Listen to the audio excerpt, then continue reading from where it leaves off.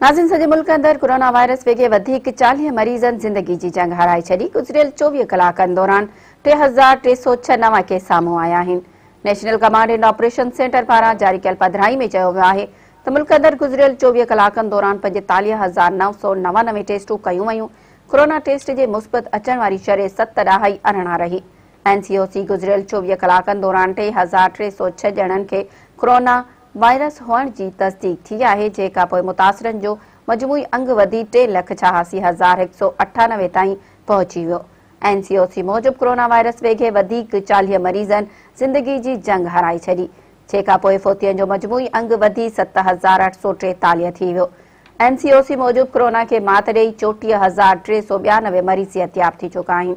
सॼे मुल्क अंदरि हिन वक़्तु फ़ाल केसनि जो अंग 43,963 आहे, जंहिंमां 1,968 मरीज़नि जी हालत ॻणिती जोगी आहे।